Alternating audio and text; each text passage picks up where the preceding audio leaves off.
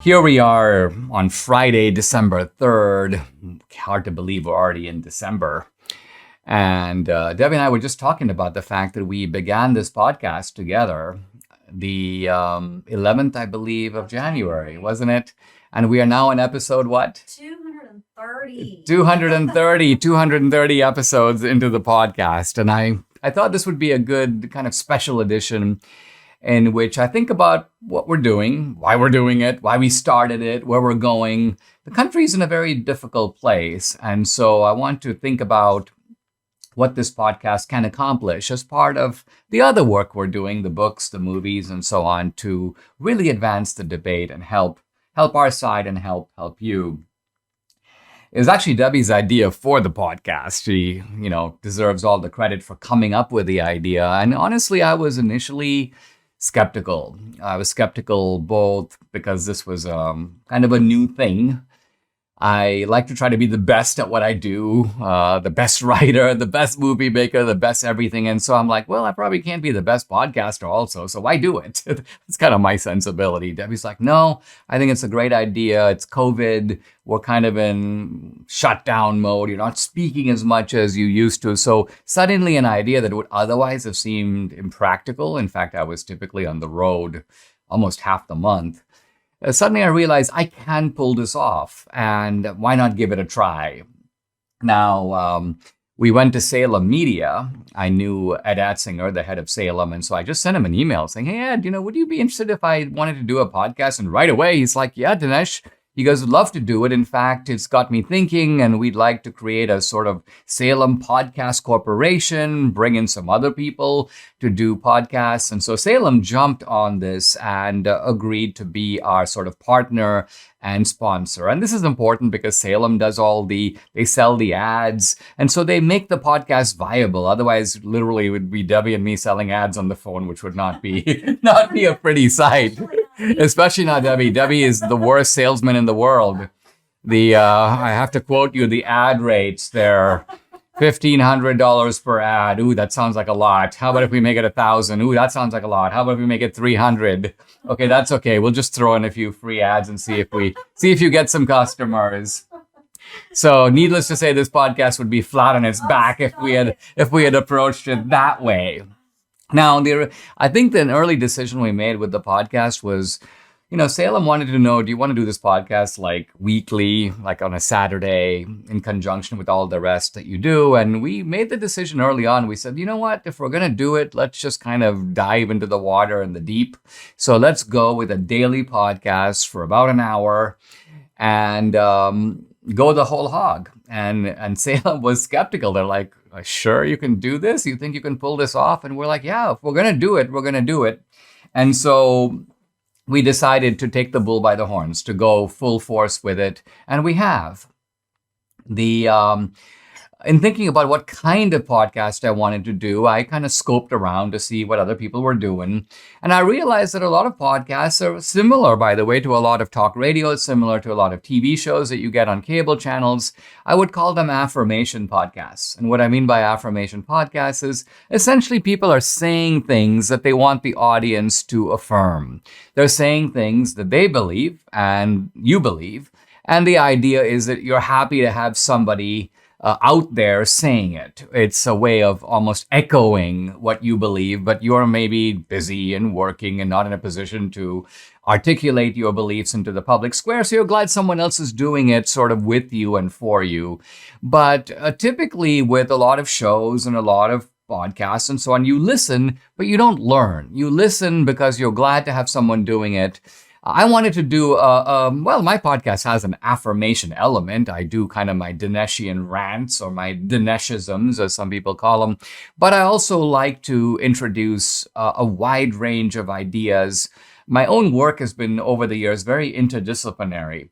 And I've developed a pretty good knowledge of a lot of different fields. I like to thread information together. I also like to confront the arguments that the left makes, and confront them at the root level, not just superficially. I don't like to caricature the arguments and debunk them, but say them even better than the left would put it themselves.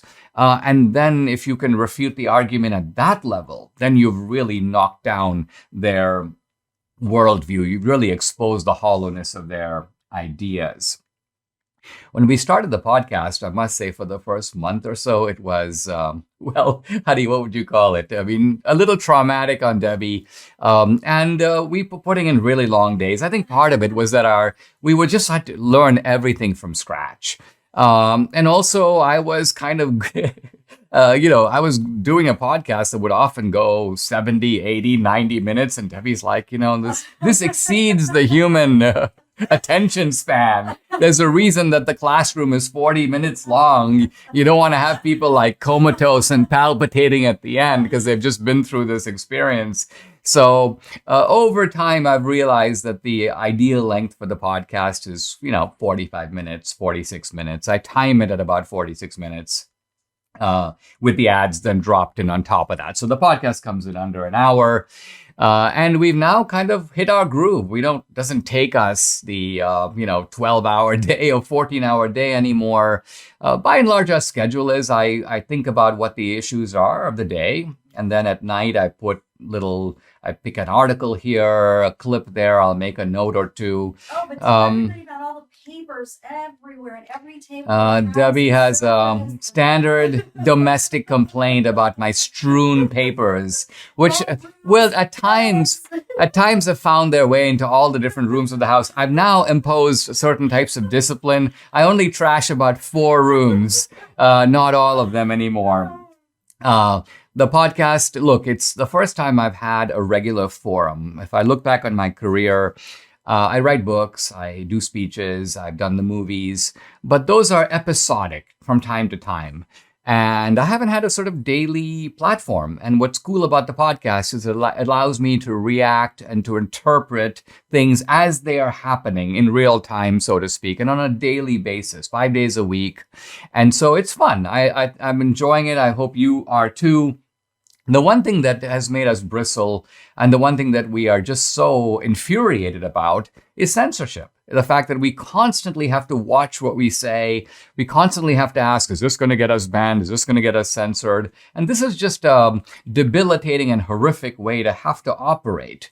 Obviously, the longer-term solution is to build our own platforms where we can speak freely, where we can say what we think. For me, that platform now, I'm on Getter, I'm on Parler, I'm on Gab, and I'm also doing exclusive, I would call it uncensored content on Locals. So if you haven't checked that out, you should. By the way, I do a weekly Q&A, kind of an open mic Q&A. I respond in real time to questions. You can interact with me directly. Now, Locals is a subscriber platform where you pay a small fee every month, but it's a minimal fee.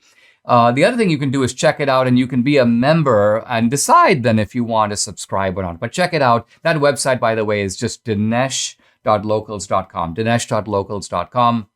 So once again, thank you for being a listener or a viewer of the podcast. I've got, I think, probably more of my audience is audio on Apple and Google and Spotify, but many people also watch on video on Rumble or on YouTube. Make sure you subscribe, by the way. Subscribe on YouTube and click on the notification so you'll be notified. They may not always do it, but at least click the notifications button. And if you're listening on Apple, make sure you subscribe. Once again, my heartfelt thanks to you for being part of this podcast. And for the rest of the podcast, I'm going to take some big questions about issues of the day. These are questions that have piled up. By the way, if you want to send me a question, questiondinesh@gmail.com. Audio and video questions preferred. It's actually more entertaining to play those on the podcast and for me to react to those in real time. So send me your questions, and for the rest of the podcast, I'll be taking some basic questions and answering them as